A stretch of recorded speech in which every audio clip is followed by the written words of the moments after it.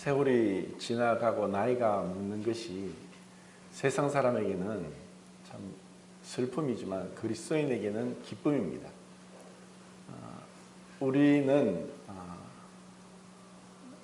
이 땅에서 어떤 것을 바라지 않고 영원한 것을 추구한다는 것이 얼마나 큰 축복이고, 또 어디에나 무엇을 하거나 또 무엇을 보거나 우리 마음이 주님과 함께 있으면은 그것이 또 천국이 아닌가. 그리고 지금도 우리는 이 세상이 곧 멸망받을 것이고 불타버릴 것을 알지만, 그래도 이 가운데서도 이렇게 세상에 죄악이 관영한 가운데서도 하나님의 은혜가 계속 임하고 있다는 것을 생각할 때 참 마음이 기쁩니다. 자, 오늘은 출애굽기 23장 말씀을 같이 보겠습니다. 우선 9절을 보겠습니다. 23장 9절. 9절 읽겠습니다. 시작. 너는 이만 나그네를 하지 말라. 너희가 이 땅에서 나그네 되었은즉 나그네의 삶을 아느니라. 하나님께서 이제 구약 성경에서도 이제 이 말씀을 자주 하시고, 또 나그네 되었다, 나그네, 이방인들, 나그네들을 함부로 대하지 말라는 말씀을 합니다. 그런데 이것을 어느 이 세상에 있는 법을 보더라도 이 법이 있는 것은 이미 기득권자들의 권리를 주장하고 압제하기 위해서지 약한 자의 편에 서는 것이 참 힘듭니다. 지금 우리가 살고 있는 이 세상은 그 불의가 판을 치고, 그리고 연약한 자들이 고통을 받는 것을 피할 수 없습니다. 지금 이제 학교에서 오래전부터 많은 이제 문제가 있었던 그런 왕따 사건들, 이런 걸 보면은 어린 학생들인데도, 초등학생들인데도 뭔가 자기들에게 맞지 않으면은 왕따 시켜서 그 연약한 자를, 이 학생을, 한 아이를 여러 명이 이제 힘들게 하는 그러한 사건도 있듯이, 어린 학생들뿐 아니라 또 어른들 세계에서, 그리고 더 넓게는 국가와 국가 간의 사이에 있어서도 약한 나라는 늘 이제 침략을 당합니다. 지금도 지난번 제가 말씀드린 것처럼 그 아프리카의 그 힘이 없는 그 나라를 강대국들이 임의로 국경선을 그어서 그렇게 나라를 산과 강과 이런 거 상관없고, 민족과 종교, 부족 아무 상관없이 자기들 임의대로 그렇게 영토를 분할해 가지고 자기들끼리 이제 독식하는, 이전에 2차 세계대전까지만 하더라도 식민지 쟁탈전이었습니다. 강대국들은 어떻게 하든 약한 날이 그냥 쳐들어가서 그들이 원하는 자원들을 다 빼가고 또 사람들을 그렇게 부려먹고 하는 이러한 것이 세계의 역사였습니다. 지금도 사실 이러한 것들이 일어나고 있죠. 무엇으로 일어납니까? 자본주의 사회에서는 자본으로, 큰 자본이 작은 자본을 잡아먹습니다. 어느 동네에 큰 대형 마트가 들어오면은 작은 마트는 다 죽습니다. 그래서 그걸 빨대 효과라고 해서 빨대를 가지고 마치 대형 마트가 주위에 있는 걸 싹 소비자들을 끌어들이니까 작은 가게들이 살아남지를 못하는 거죠. 기업 간에도 마찬가지고, 좋게 말해서 M&A라고 하지, 기업 인수합병이 경쟁에 도태되고 약한 그런 회사들도 큰 회사에 잡아먹힙니다. 이것은 이제 짐승의 세계에서도 마찬가지로 약육강식이라고 하죠.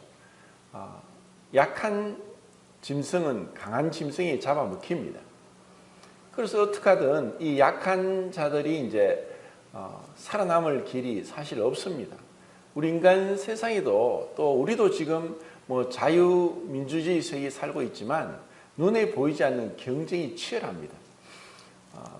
어저께도 우리 정연이가 이제 이게 면접 보러 온다고 성재와 같이 이제 와서 이제 같이 식사도 하고 했는데 한 4대 1인가 경쟁률이 그런데, 그렇게 뭐 심하진 않은데 어떤 때는 몇십 대 1 되는 그런 경쟁이 치열한, 뭐 대학 들어갈 때도 그렇고 또 뭐 졸업하고 나면 취업도 또 그렇게 쉽지 않습니다. 그렇게 살아가는 우리의 인생들이 사실 이제 굉장히 피곤하고 힘든데, 이스라엘 백성들도 마찬가지입니다. 그들이 이제 애굽에서 종살이 할 때 정말 고통스러웠습니다. 하루하루가 정말 지옥 같은 그런 고통 가운데 있다가 그들의 부르짖음이 하나님께 상달되고, 또 이전에 이미 아브라함과 약속하셨을 때 4대 만에 너희들이 나올 것이다, 이 약속을 하셨습니다. 그래서 하나님은 그 약속을 반드시 지키시죠.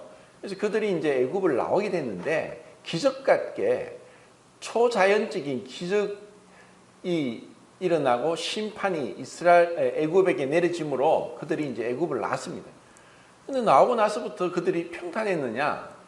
결코 평탄하지 않았습니다.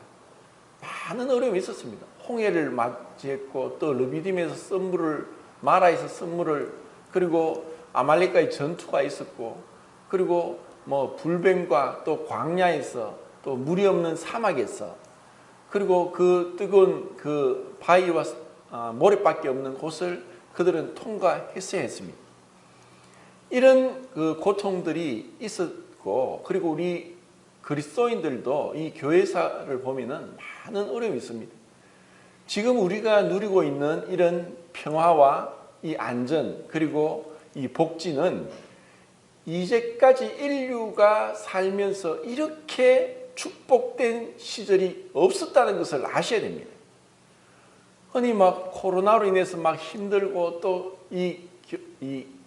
그 자본주의 사회에서 경쟁이 너무 치열해서 뭐 똑똑하지 못하고, 또 뭐 부모에게 물려받은 것이 없고, 그리고 뭐 이런 여러 가지 이유로 인해서 뭐 힘들 수 있고 하지만 상대적인 빈곤이지, 지금 우리가 누리고 있는 이 물질적인 풍요는 이전에는 상상도 못했던 것을 우리는 지금 누리고 있다는 것입니다.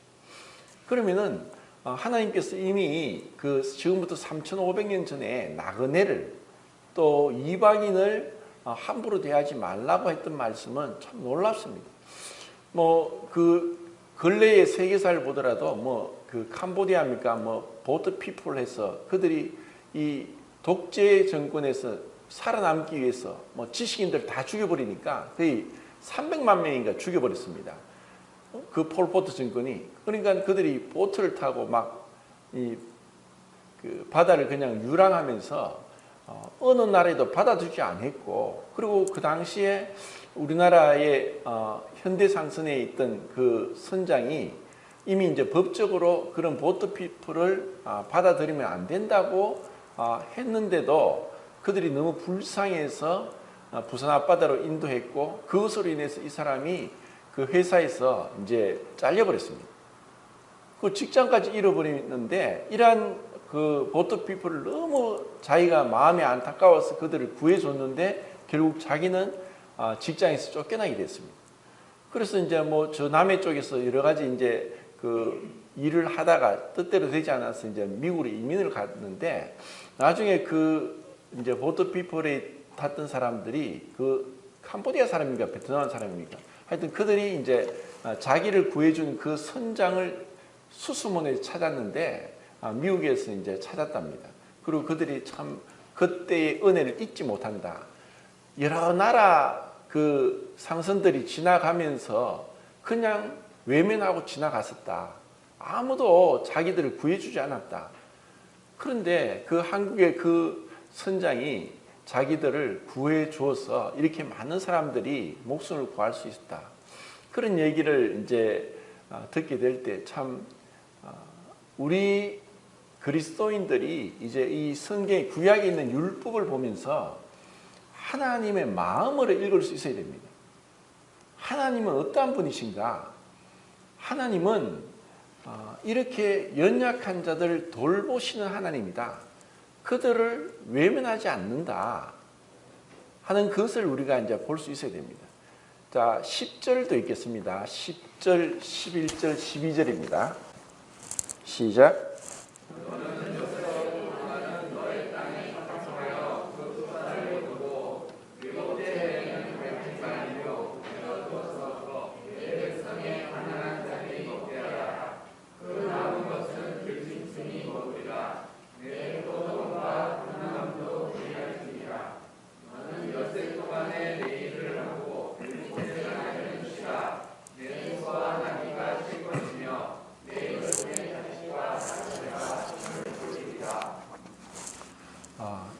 사실 이렇게 아름다운 말씀이 있을까 싶습니다.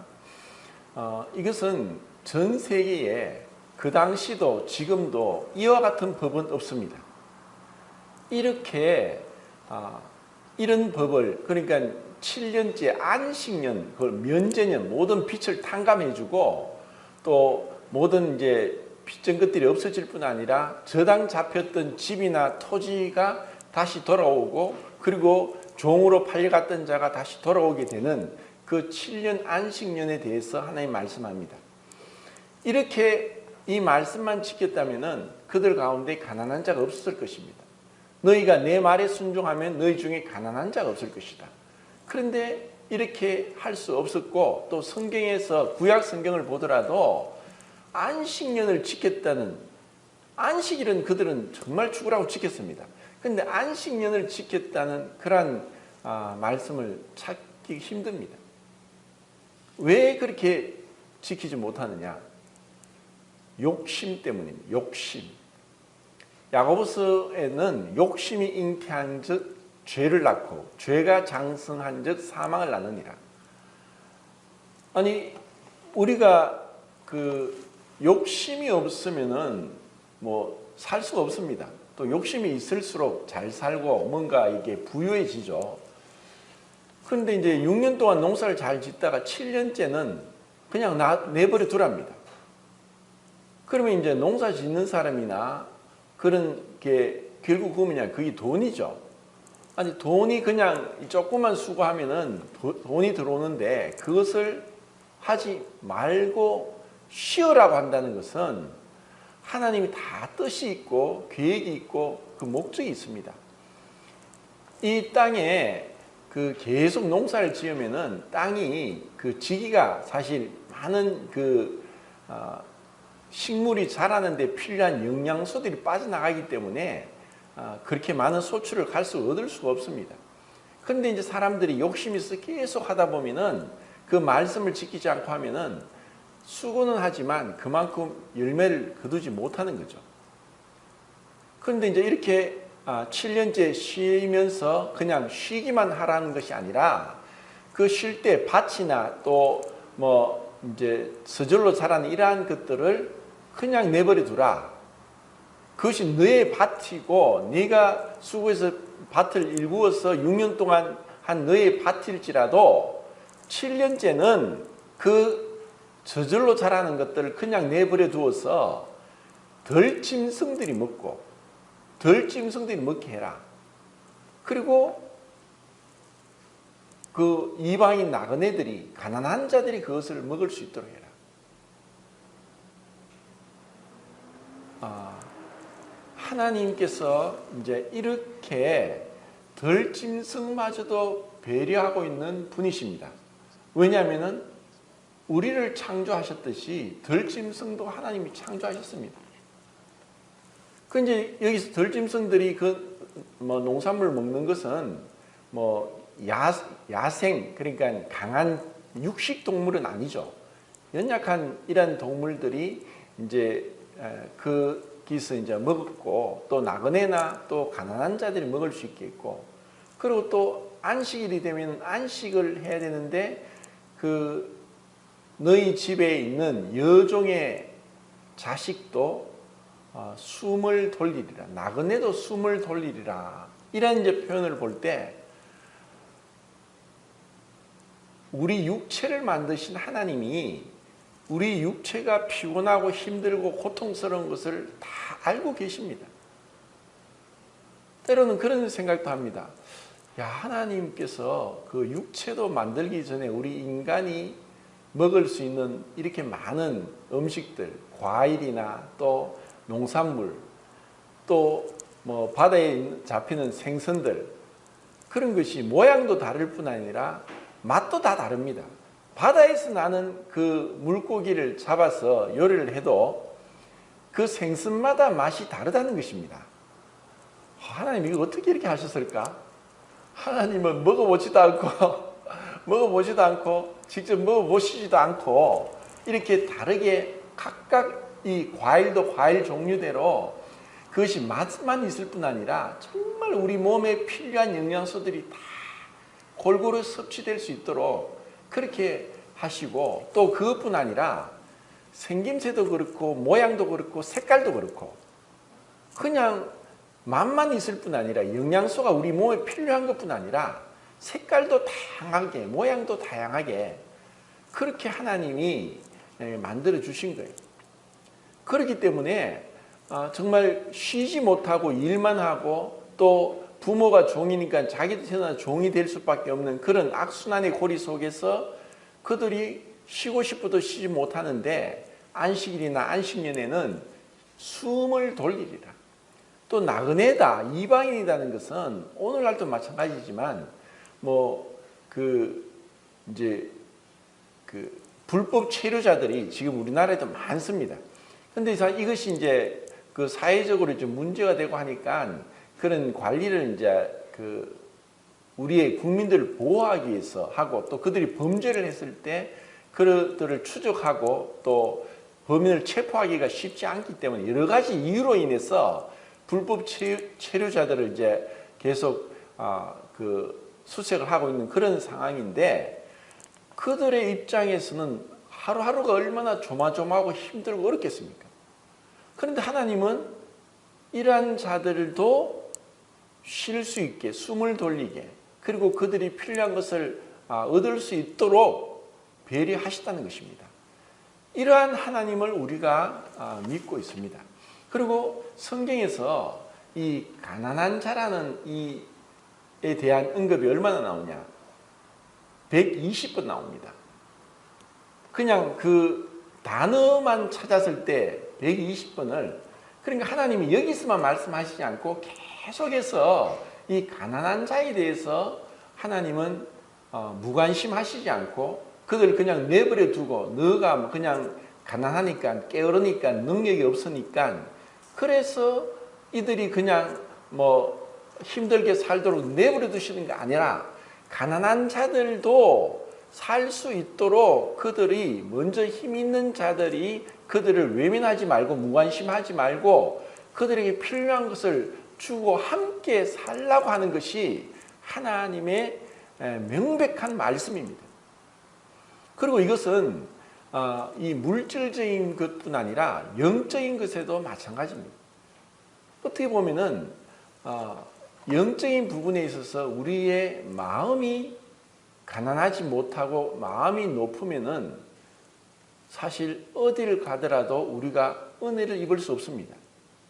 물이 위에서 아래로 내려오듯이, 그리고 정말 바짝 마른 논에 물을 대면은 물을 확 흡수하듯이 우리의 마음이 높고 부유하고 살찌면은 하나님 말씀도 제대로 우리 마음을 흡족해 할 수 없습니다. 이것은 너무나 명백합니다. 동일한 말씀이 주어지더라도 말씀을 듣는 분들의 마음 상태에 따라서 그 말씀이 달라집니다. 그리고 동일한 환경 가운데 있더라도 그 마음이 가난할 때, 겸손할 때, 통회할 때, 그러한 마음을 가진 자들은 정말 어디에서나 주님을 발견하고 기쁨과 감사가 찬양이 넘칠 수 있습니다. 그런데 우리 마음이 정말 그렇게 가난할 수 있는가?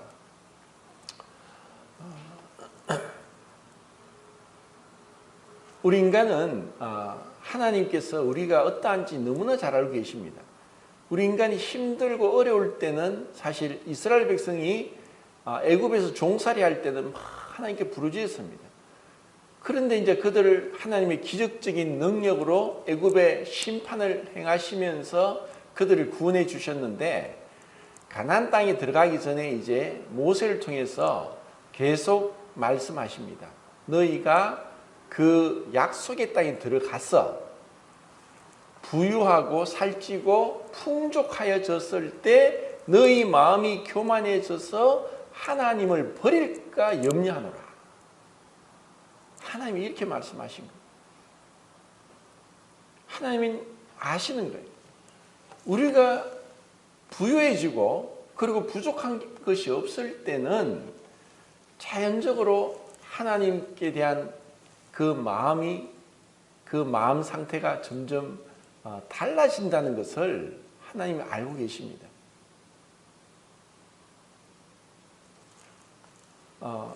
100년 전에 우리나라에 복음이 들어왔을 때에 놀라운 일이 있었습니다. 아니 세계 교회사도 나는 1907년도 평양의 장대현 교회에서 1월 14일, 15일 날 엄청난 하나님의 그 성령이 부어지면서 회개의 역사가 일어나고 정말 그들이 눈물로서 하나님 앞에 엎드리고 그리고 하나님의 은혜로 정말 머슴과 주인이 서로 화해를 하고 그리고 수많은 범죄자들이 회개하고 돌이키고 하나님을 찬양하는 놀라운 일이 그때 일어났습니다. 그때 이제 이 보고서가 그 당시 선교사들이 이제 미국 그 자신들의 그 교회에 보고한 보고서가 있는데 그에 보면은 이 평양 주위에 정말 100리, 200리 떨어져 있는 사람들이 교회에 오려고 허리에다가 쌀을 갖다 다 차고 그 먼 거리를 집신을 신고 그렇게 와서 일주일 동안 그 이제 사경회라고 하죠. 그 당시에 사경회, 오늘날 부흥회인데 그 당시 사경회라고 성경을 공부하는 그 성경 말씀을 배우는 그것을 들으려고 맨날 며칠이고 그렇게 막 몰려드는 사람들을 보고 놀랐다는 겁니다. 이 사람들이 이렇게까지 그 멀리서 그 여러 가지 지금처럼 차가 있는 것도 아니고 개인 승용차도 없고 대중교통도 이용할 수 없고 집신으로 신고 그리고 거기 교회 가더라도 먹을 것을 교회처럼 주방 시설이 되어 있는 것도 아니고 그런데 그들이 그렇게 멀리서 와서 말씀에 갈급해서 하나님 말씀을 듣고 싶어서 그렇게 왔을 때 하나님께서 그것을 아시는 거예요. 하나님이 그때나 지금의 동일하신 하나님이 왜 지금 우리에게는 정말 하나님이 계신지 안 계신지 하면서 어떤 역사도 일어나지 않고 우리 마음이 밍숭밍숭하고 감동도 없고 그렇게 답답하고 지루하고 이렇게까지 생각이 될 정도로 우리가 이렇게 냉랭해졌는가? 우리가 너무 부유하기 때문입니다. 너무 부유합니다. 부족한 것이 없습니다. 정말 어떤 갈급함, 하나님을 향한 영적인 목마름, 정말 주님 없이는 살 수 없습니다 하는 그런 그 갈망이 우리에게 정말 필요한데 그것이 없으니까 이런 이제 또 말씀하셨습니다. 너희들에게 그 기근이 있는 것은 양식이 없었으면 아니라 하나님 말씀이 없어서 너희들이 기갈이 온다. 그런 말씀을 합니다. 우리는 육체도 있고 혼도 있습니다. 그런데 이 육체적인 것이 다 만족된다고 해서 배부른 돼지가 된다고 해서 우리 인생이 만족하지 않습니다. 그리고 세상 사람처럼 혼적인 것, 예술을 즐기고 또 아니면 자신들의 취미생활이나 또 여행이나 이런 것들을 한다고 해서 우리 그리스도인들이 그것으로 만족이 안 됩니다. 우리에게 정말 만족이 되는 것은 하나님 그분 자신입니다. 그리고 말씀에 대한 것이고 그리고 그것을 우리는 지금 읽고 있는 이 말씀을 통해서 내가 정말 하나님 앞에 먼저 가난한 자가인가 그렇지 않은가 정말 주님 앞에서 늘 루트가 그랬듯이 우리 인간은 하나님 앞에 영원토록 거지와 같다라고 한 것처럼 그런 심정이 되어야 되는데 그렇지 않으면 우리는 점점 판단이 되고 불평이 생기고 감사가 없어지고 찬양이 없어지고 이런 상황이 됩니다. 그리고 우리 삶 가운데서 정말 이러한 말씀에 내가 순종하고 있는가? 가난한 자를 돌아보고 있는가?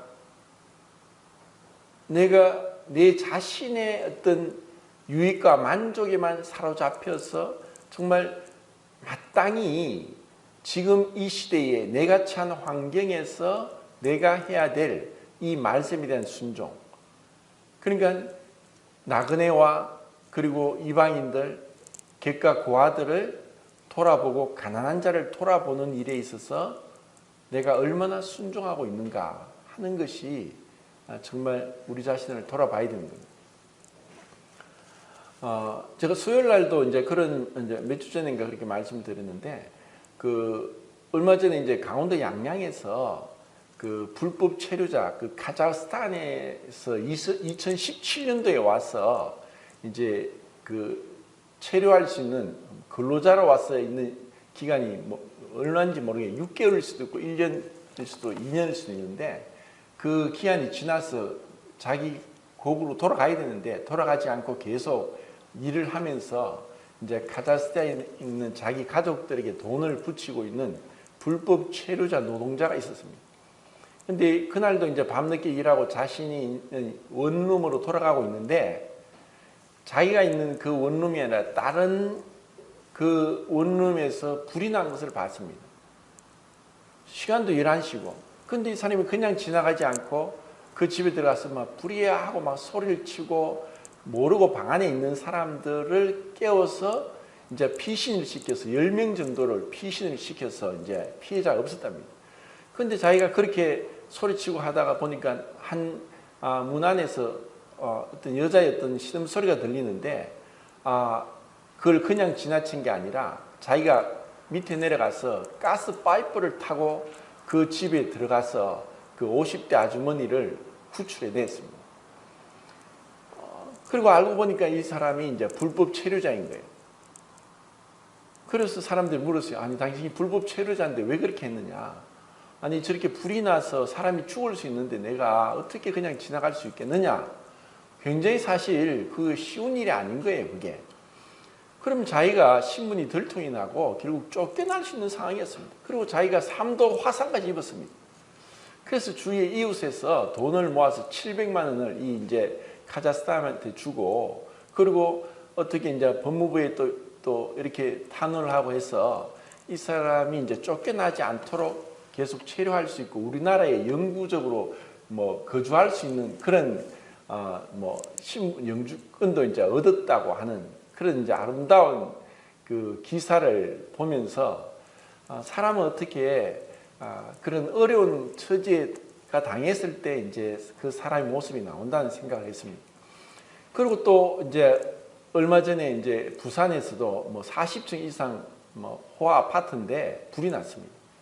근데 보통 그런 고층 아파트에서 불이 나면은 적어도 인명피해가 나는데 한 사람의 인명피해도 없었습니다.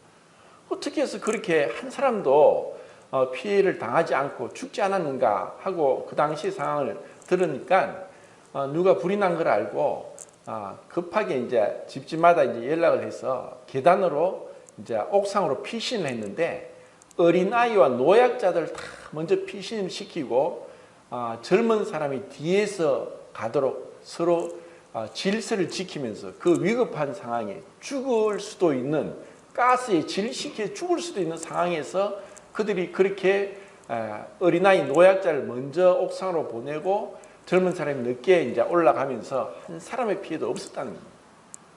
근데 이제 비슷하게도 일본에서도 그런 화재 사건이 있었는데 많은 사람이 죽었습니다. 그리고 또 일본에서 이제 놀라운 그 충격적인 이제 뉴스가 나왔는데 대낮에 그 도쿄의 번안 도로에서 횡단보도에 사람들이 지나가는데 차가 그냥 그 횡단보도를 지나치다가 횡단보도를 건너가는 사람 두 사람이 치여서 넘어져서 거의 피를 흘리고 죽어가는 상태에 있었는데 그 많은 사람들이 그 사건을 목격하고도 그냥 아무도 그걸 돌보지 않고 지나쳐 버렸습니다. 나중에 이제 구급대가 와서 그들을 이제 병원으로 호송을 했는데 이것으로 인해서 일본에서는 큰 이제 그 충격이 되었습니다. 아니 어떻게 이럴 수 있는가? 그래서 일본 사람들이 정말 남의 일에 관심이 없고 무관심하고 외면하는 것이 하루 이틀이 아니라 오래되었습니다. 거의 지금부터 20년 전에 그 일본의 지하철에서 어떤 이제 술 취한 사람이 그 지하철 밑에 선로로 떨어졌습니다. 근데 일본의 그 지하철이 뭐 5분 간격으로 막 계속 들어오는 그런 곳이었는데 사람들이 그걸 보고 아무도 아유 그냥 큰일 났다 큰일 났다 이렇게 얘기하면서 그냥 내버려뒀습니다. 근데 어떤 젊은 사람이 그걸 보자마자 그 선로로 뛰어내려가서 그 취객을 구조하려고 했는데 그만 오는 전동차에 치여서 죽게 됐습니다. 나중에 알고 보니까 그 사람이 우리 한국인 유학생 이수현 씨였습니다.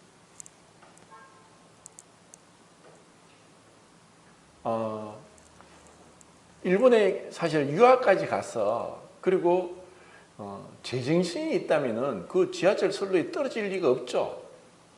제정신으로 떨어지겠습니까? 근데 술 취한 사람이 그렇게 떨어졌는데 참, 저 사람이 이렇게 뭐 대낮에 술에 취해서 저렇게 지 몸을 망치고 그리고 죽을 줄도 모르고 저렇게 떨어지냐고 하고 판단하고 있었던 것이 아니라 그냥 그 사람을 구해야 되겠다는 옆도 뒤도 돌아보지 않고 그렇게 한 거예요.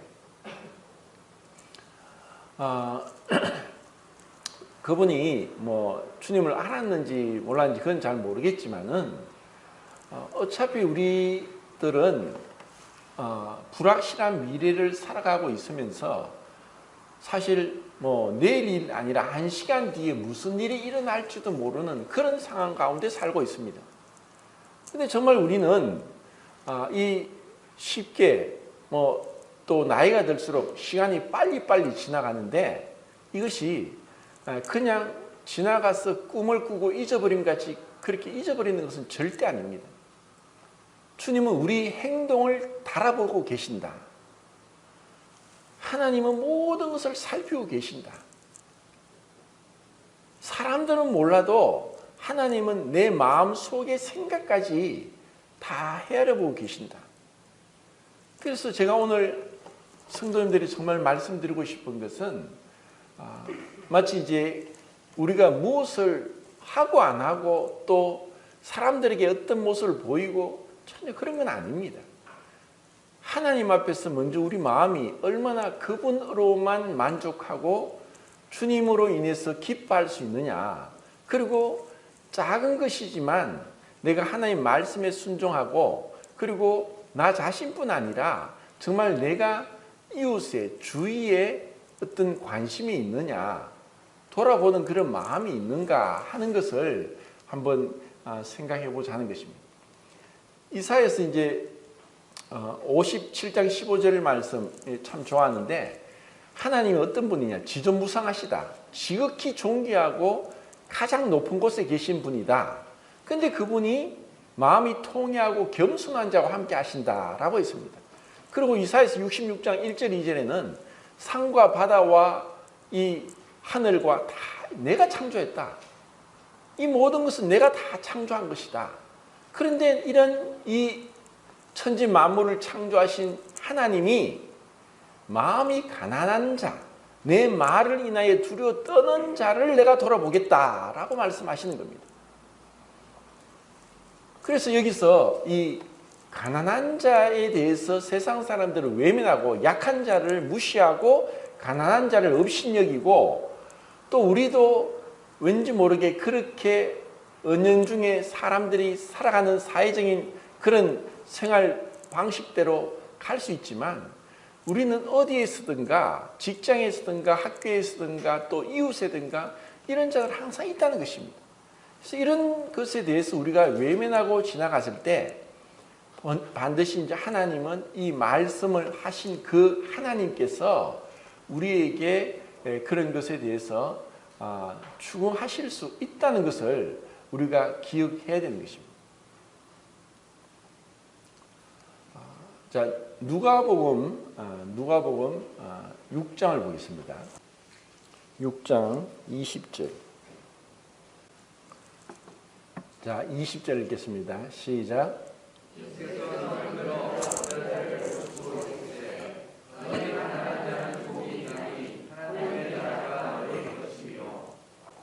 자, 이 말씀은 이제 마태복음 5장에 흔히 산상수훈이라고 하는 그 말씀하고 조금 틀린데 마태복음 5장에서 예수님께서 사실 뭐 처음으로 이제 가르치는 그 말씀인데 팔복이라고 하죠. 팔복 중에 첫 번째 복이 그렇습니다.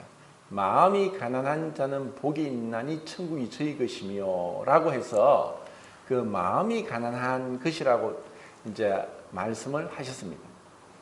그러니까 이것은 우리가 생각할 때 우리 사람들이 우리는 가난한 것보다 부자가 낫고 또 어떻게 하든 가난에서 벗어나고자 하고 부유해지기를 원하고 또 부유한 사람을 바라보고 또 그것을 위해서 열심히 일을 하고 노력하고 달려가고 있는 세상 가운데 살고 있는데 예수님은 마음이 가난한 자가 복이 있다고 하십니다. 그리고 지금 누가복음에서 이 말씀은 마음이라고 하시지 않고 그냥 가난한 자가 복이 있다라고 하시는 거예요. 누가복음에 이제 이런 말씀들이 많은데 그 물질적인 가난, 실질적인 물질적인 가난한 자에 대해서 예수님은 말씀하고 있는 거예요. 그리고 우리가 잘 아는 대로 부자가 천국에 들어가는 것은 낙타가 바늘 구멍으로 들어가는 것보다 더 어렵다고 하면서 그렇다고 해서 부자가 절대 천국 갈 수 없다는 건 아닙니다. 왜냐하면은 그 학식이 있었던 이 부자라는 것은 물질만이 아니라 지식도 그렇고 권력도 그렇고 무언가 가지고 있는 다른 사람보다 더 많은 것을 취하고 있는 그것이 물질이든 돈이든 아니면 뭐 집이든 부동산이든 현금이든 아니면 지식이든 뭐 학력이든 아니면 명예와 권력이든 이러한 그것이 이제 사실 부자라고 이야기할 수 있습니다. 물질에만 국한할 수는 없습니다. 그런데 이런 그 부유한 자들이 무조건 천국 못 간다는 건 아닙니다. 왜냐하면 예수님 당시에도 이제 학식이 정말 많았던 그 산헤드린 공연 중에 한 사람이 니고데모가 있었고 그리고 또 아리마대 요셉 같은 부자가 있었습니다. 그들은 예수님을 믿었던 것 같아요. 그리고 삭개오처럼 세금 세리 공무원 중에 뭐 하여튼 장이었던 세리장 이 삭개오도 예수님을 이제 믿었던 것 같아요. 그러니까 부자는 무조건 천국 못 간다는 거 아닙니다. 그럼 또 여기서 부자라고 할 때 도대체 어디까지가 부자냐 하는 그런 질문을 던질 수 있습니다. 10억 이상이 있어야 부자냐? 그게 아니고 여기서 부자라는 것은 사실 이제 부라는 것은 상대적인 것이고 다른 사람보다 항상 자기는 나는 중하류층이다, 중상층이다, 난 하류층이다. 이런 식으로 이제 자기를 스스로 이제 자기의 어떤 재산 등급을 이렇게 생각할 수도 있는데 우리가 먹을 것이 있고 또 이렇게 살아간다는 것 자체가 어떤 면에서는 부유한 것입니다. 왜냐하면 지금 70이 넘는 이 전 세계 인구 중에서 하루에 1달러도 아닌 돈으로 살아가는 사람이 몇십억이 됩니다. 그렇게 많은 사람들, 지금도 사실 가난한 나라들, 이 동남아시아나 아프리카는 정말 아파도 병원에 못 가고 약도 못 사 먹고 그리고 우리가 먹는 것처럼 이것도 먹고 저것도 같은 음식이라도 맛집에 가서 몇 시간 차를 타고 가서 그런 맛집에서 맛있는 걸 먹고 하는 그것은 상상도 못하는 그냥 하루에 그냥 겨우 맛없는 것이라도 입에 풀칠이라도 할 수 있는 것으로 만족하는 사람들이 부족히 있습니다. 그러니까 지금 우리는 정말 부유한가 너무나 부유한 가운데 있습니다. 그런데 여기서 예수님은 가난한 자에 대해서 지금 말씀을 하고 계십니다. 누가복음에 특별히 이런 이제 가난한 자에 대한 말씀들을 많이 하시는데 그 밑에 이제 21절 한번 읽겠습니다. 시작.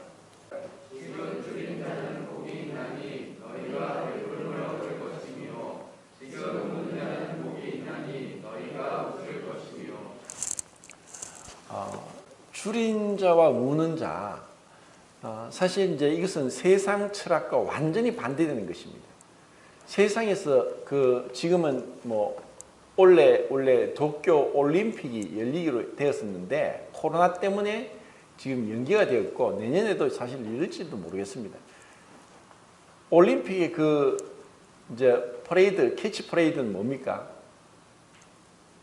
더 빠르게, 더 높게, 더 멀리 그렇게 이야기하죠, 그죠? 그래서 전 세계의 어떤 한 종목의 그 경쟁자들이 누가 더 빠르냐, 누가 더 높으냐, 누가 더 멀리 갔느냐, 누가 더 잘하느냐, 치열한 경쟁을 벌이고 이것을 또 TV 생중계를 하면서 수많은 사람들이 그걸 보고 환호를 합니다. 그런데 아무래도 경쟁에 있어서 능력이 있고 또 그것에 대해서 그만한 땀을 흘려서 참 노력해서 훈련을 한 그런 사람들이 또 그만한 어떤 상을 받는 게 당연하기도 하지만, 정말 우리가 생각하기를 이 세상에서 이렇게 우는 자, 줄인 자를 향해서 누가 관심을 가지고 이것이 오히려 복되다고 할 수 있는가? 그래서 오늘날 지금 우리가 이렇게 풍요로운 물질 문명이 발달된, 원하는 것은 다 살 수 있고 가고 싶은 거 갈 수 있고 먹고 싶은 거 먹을 수 있고 또 내가 입고 싶은 것도 입을 수 있는 이런 풍요로운 가운데서 주님께서 이런 말씀하시는 것이 나와 상관이 없고 그렇게 생각할 것이 아니라 이것을 영적인 차원에서, 그리고 실질적으로 이런 어려운 가운데 있는 자를 우리가 어떻게 도와주고 내가 이렇게 풍요를 누리는 것을 내 스스로 만족하지 않고 어떻게 이 말씀을 실천할 수 있을까? 내 주위에서는 어떻게 할까? 그리고 이것이 영적으로 또 가면은 정말 그 주님을 모르기 때문에 그들이 눈물을 흘리고 배고픈 자들이 얼마나 많습니까? 그러면 그들을 향해서 내가 어떻게 전도할 것인가? 지금 이 시대는 점점 전도가 어려워지고 또 코로나 때문에 사람들을 만나기도 어렵고 이런 가운데 성도들마저 교회 안 나오는데 구도자들이 오긴 더 어려운 이러한 때에 어떻게 이 주님의 이 복음을 전할 수 있을까? 이런 어떤 고민을 하고 기도를 하고 또 주님 앞에 이것으로 인해서 괴로워하는 그런 마음이 없다면은 우리는 세상 가운데 있으면서 세상의 것에 취해서 주님의 마음을 읽지 못하고 그렇게 주님과 상관없이 주님이 기뻐하시지 않는 그런 삶을 살 수 있는 거예요. 그리고 이것이 자신만의 어떤 주님 앞에 기복적인 종교가 되어서 주님 이것도 주시고 저것도 주시고 이렇게 해주시고 계속해서 어떤 매달리는 그런 것이 정말 주님이 원하시는 것일까, 그런 생각을 합니다. 제가 지금 이제 종교개혁, 500년 전에 있었던 종교개혁에 대해서 좀 깊이 이렇게 좀 연구를 하고 있는 그런 상황인데, 그 독일에서 일어난 그 종교개혁이 이제 유럽에까지, 이제 프랑스, 스위스까지 번지면서 전 유럽으로 확산이 됩니다. 그래서 이제 독일에 있는 그 루트의 개혁과 그 스위스에서의 개혁이 조금 다른데, 우리가 그것을 그냥 피상적으로 그냥 알고 있지만 사실 그 루트는 그 1483년도 출생했는데 1505년도인가 길을 가다가 이제 번개가 치는 것을 통해 너무 겁이 나가 그 비온 그 흙 진흙탕에 엎드려져 가지고 벌벌 떨면서 기도하면서 살려주시면 수도사가 되겠다고 서원 기도했던 걸 압니다. 그때 기도가 무슨 기도냐? 성 안나여 나를 도와주세요. 나를 도와주시고 번개에 맞아 죽지 않게 하시면 내가 수도사가 되겠나이다 하고 이렇게 기도했습니다. 성 안나, 처음 들어본 얘기죠. 그 당시에 그 로마 가톨릭이 얼마나 타락했는가를 그 기도에서 보여줍니다. 예수님과 하나님을 향해 기도한 것이 아니라 성자들 이름을 다 부르면서 그렇게 기도한 거예요. 그러니까 성경은 읽어보지도 못하고 다 라틴어로 써져 있고 그런 가운데 그들이 하나님을 알 수가 없었죠. 성경을 모르니까. 그리고 그 루터의 종교개혁이 일어나기 전에 100년 전에 영국에서 이제 존 위클리프라는 사람이 있었는데 1320년도 출생했습니다. 이분이 이제 옥스퍼드 대학의 교수로 있으면서 그 당시에 이제 영국 그 왕을 데리고 이제 로마 교황을 이제 만나러 갔습니다. 근데 거기서 그 영국 국왕하고 이제 로마 교황이 얘기하는 걸 들으면서 영국이 이 로마의 교황청에 세금을 더 내야 된다. 지금보다 더 내야 된다. 그러니까 영국 국왕은 지금으로도 이게 버겁다. 아니다. 더 내야 된다. 하고 서로 실랑이를 하는 것을 보면서 위클리프가 완전히 막 환멸을 느껴버립니다. 그래서 그 당시에 이제 헬라어 성경을 읽다가 헬라 성경을 영어로 번역을 했습니다. 그때가 1382년입니다. 그리고 그 당시 영국이 이제 지금 체코슬로바키아가 이제 그 당시에 보헤미아 공국이었는데 그 보헤미아하고 공국하고 영국하고 이제 결혼 동맹을 맺어가지고 이 영국의 이제 여러 가지 문물이 이제 이 보헤미아까지 흘러 들어갔는데 그때 보헤미아의 그 교수로 있던 얀 후스라는 사람이 이 그 위클리프가 번역한 성경을 읽고 하나님을 알게 됐습니다. 그리고 그가 하나님을 알고 복음을 전하다가 결국은 복음을 전하지 말라는 이유로 붙잡혀서 이제 화형을 당해 순교당하게 됩니다. 그래서 주위 사람들은 도망가라고 했는데 아니다. 내가 왜 도망을 가느냐 하고 그 야누스가 이제 죽기 전에 이런 말을 했습니다. 그의 별명이 거위였는데 너희가 거위를 죽일 수 있지만 100년 뒤에 백조가 나타날 것인데 그 백조는 너희들이 이기지 못할 것이다. 그래서 그 102년 뒤에 루트가 종교개혁을 하는 겁니다. 야누스는 그렇게 해서 순교당했습니다. 그리고 1400년 말에 이탈리아에 있는 사보나로라는 그 수도성이 있었는데 그도 성경을 읽다가 복음을 깨닫고 온 거리를 다니면서 세례 요한처럼 회개하라 회개하라. 교황은 타락했고 로마 신부들은 타락했다. 너희들이 성경을 회개하라 하면서 외치다가 결국 그도 그 이탈리아 그 광장에 사로잡혀 화형당해 죽었습니다.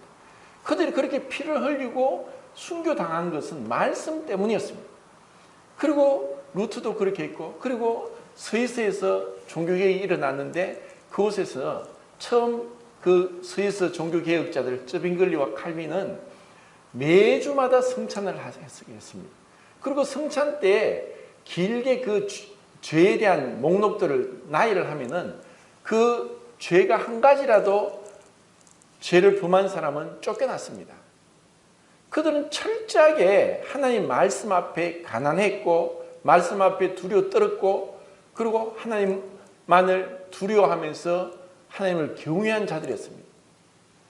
그들은 그 종교개혁을 통해서 죽음을 무릅쓰고 피신하고 언제 죽을지 모르는 그런 가운데 이러한 앞서서 그 개혁자들이 목숨 걸고 성경을 번역하고 말씀대로 순종하고자 하면서 그렇게 종교개혁의 길을 열었는데 이것을 들었던 많은 사람들이 하나님을 복음을 믿고 이 로마 교황을 믿지 않고 가톨릭에서 나왔다는 이유로 수많은 사람들이 순교당합니다. 우리가 잘 아는 위그너 교도들 수십만 명이 순교당했습니다. 뭐 왈도파도 있었고 그리고 제세례파도 있었고 많은 사람들이 이 복음 때문에 이 말씀 때문에 이 영원한 하나님 말씀과 그 나라를 위해서 그들은 이 땅에 있는 헛된 것에 안주하고 만족하고 또 구차하게 이 목숨을 연명하기 위해서 그렇게 비겁하게 산 것이 아니라 그들은 하나님 말씀 앞에서 진실했고 그 말씀에 두려떨고 순종했고 그리고 그들이 이 목숨이 빼앗기는 그런 위험 속에서도 그들은 하나님 앞에 붙잡혔습니다. 정말 그들은 훌륭한 자들이었습니다. 지금 우리에게 이렇게 풍요로운 가운데 주님이 너무나 많은 축복을 주셨습니다. 그래서 우리는 언젠가 주님 앞에 설 것을 생각하면서 후회하지 않고 부끄럽지 않고 그리고 우리의 믿음의 선진들에게 부끄럽지 않도록 또 주님 앞에서 주님이 나를 위해서 하늘 보좌를 버리시기까지 하시고 십자가에서 죽기까지 하신 그 사랑 앞에 감사하면서 어떻게 주님을 영화롭게 할까? 주님을 기쁘시게 할까? 어떻게 말씀에 순종할까? 어떻게 내가 세상적인 것을 멀리하면서 주님 가까이 정말 주님 앞에 내가 줄인 자고 우는 자고 애통하는 자고 통회한 자가 될까? 이런 우리의 마음 자본의 중심에서부터 어떤 우리는 지금 개혁이 일어나야 되지 않겠는가 그런 마음이 듭니다.